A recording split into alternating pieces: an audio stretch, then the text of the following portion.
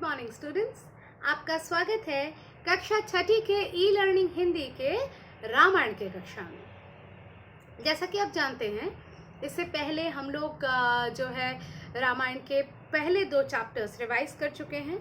आज हम इसका 3rd चैप्टर, जिसका नाम है 2 वरदान, उसकी पुनरावृत्ति करेंगे। ओके, तो चलिए। राजा दशरथ वृद्ध हो चले थे, इसलिए वे राम का राज्याभिषेक करना चाहते थे।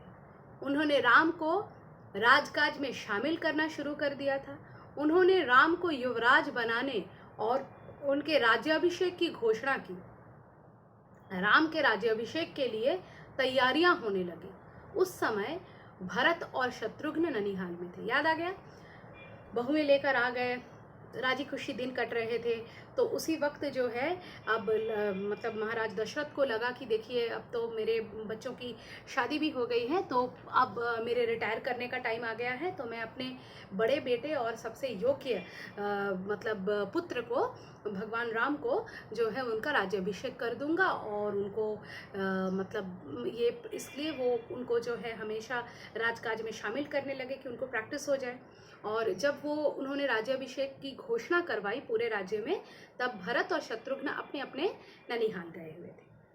राज्याभिषेक की तैयारी दासी मंथरा ने भी देखी, और इस राज्याभिषेक की तैयारी को दासी मंथरा, जो कि कैकेयी की एक पर्सनल दासी थी, उन्होंने भी देखा।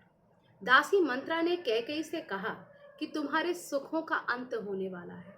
और दासी मंथरा ने कैकेयी से कहा, बस अब तुम्हारे सुख के दिन तो गए, क्योंकि राजा जो है राम का राज्याभिषेक कर रहे हैं। और इसीलिए उन्होंने साजिश करके जानबूझकर भरत को ननिहाल भेज दिया है। अब कैकेयी को पहले तो इस बात का बहुत बुरा लगा, लेकिन मंथरा ने उन्हें कहा कि देखो, सारा राज्य अब जो है राम को मिल जाएगा। और राम की माता जो है कौशल्या, वो लोग कभी अपने माता में भेद नहीं करते थे, लेकिन मंथरा ने उसको वही सजेस्ट किया कि राम की असली माता तो कौशल्या है, वो राजमाता बन जाएगी और तुमको और भरत को जो है राम देश निकाला दे देंगे। तो ये सुनकर कैकेयी को इस बात का असर पड़ा, और मंथरा ने कैकेयी को कहा कि तुमने जो राजा दशरथ की जब जान बचाई थी, तब जो तुमने उनसे 2 वरदान की मांग की थी, और तब तुमने कहा था कि मैं समय आने पर मांग लूंगी, तो उन 2 वरदानों को मांगने का समय आ गया है।